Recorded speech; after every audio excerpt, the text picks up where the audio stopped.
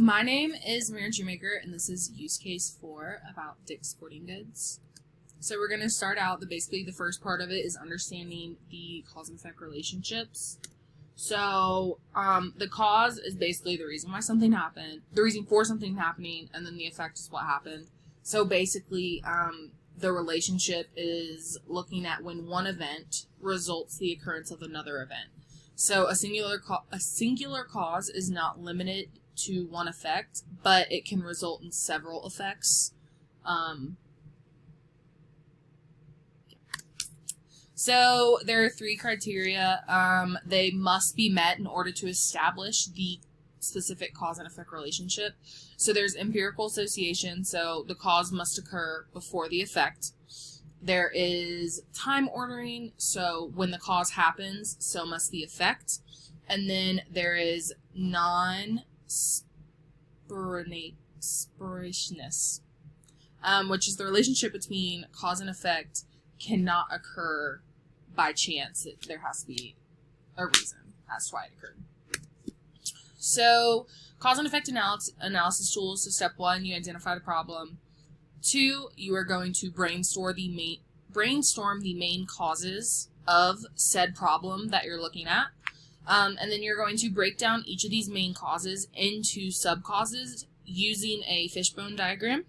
And then 4, you're going to analyze the diagram and create it in the 3rd step right before this. And then you're going to develop your plan of action based off of that. So root cause analysis, there are 5 whys basically. So this is the second part of the exercise.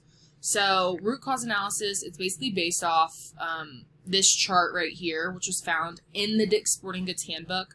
So you can see that the company-wide tons of total waste by category is what we're looking at. So we're looking from 2017 to 2021, and we're looking at the total tons of waste, landfill tons, and recycled tons.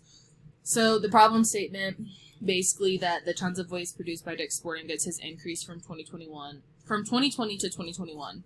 And then there are 5 whys. So the first one, the increase in waste products by Dick's Sporting Goods may be a result of several new locations opening during the year 2021. When opening these new Dick's Sporting Goods locations, it is likely that various items were shipped in the non-recyclable packaging. Dick's Sporting Goods often receives goods from outside vendors. They might not have the same values as Dick's, so basically this is reducing the amount of waste produced and using sustainable packaging mechanisms. That company may not follow the same ones as Dick's, so that would lead to more waste. Given the amount of inventory carried by Dick's Sporting Goods, it would affect profits if they were to cut ties with every vendor who is not using sustainable packaging. But they have instituted some sort of financial penalty for vendors who do use an excessive amount of packaging when delivering products. And then the final why is that this financial penalty has been put in place as a means of incentivizing. So they put an incentive to cut back on the amount of plastic packaging that's being used. So basically it's incentivizing the vendors to reduce the amount of packaging used along with the waste associated with it. So the 2 root causes. So basically Dick's Sporting Goods has opened various new locations, which has resulted in the increased waste. But had these new stores not been open, the data could have displayed a decrease in waste rather than the increase that it did. And then not all vendors who supply Dick's Sporting Goods are into the sustainable packaging that Dick's is. So this is resulting in Dick's Sporting Goods having to dispose the excess packaging. If vendors were incentivized by the financial penalty imposed by Dick's, it would be likely that you would also see a decline in waste products being thrown out. So the cause and effect template. This is the fishbone diagram, so you can see that the top 2 are both based off predictive questions. So the first in blue in the top corner basically says climate scenarios that have an impact. So then you get a deeper look into that. This yellow one on the top right hand side, alternative options for single-use paper bags. This is again predictive.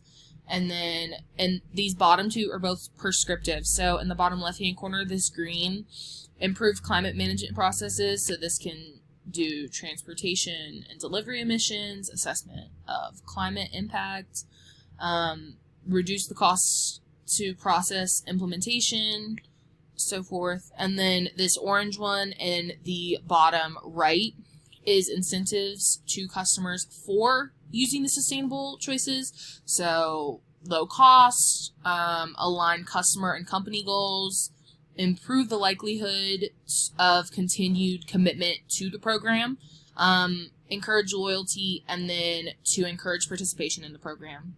And then all of this is basically looking at our main two problems, which is basically eliminating single-use point-of-sale plastic bags and then reducing the greenhouse gas emissions. So then the fourth part of this is basically the independent and dependent variables. So basically the cause is the independent variables. So operations and resources are being used abundantly, increased waste from plastic bags used in operations.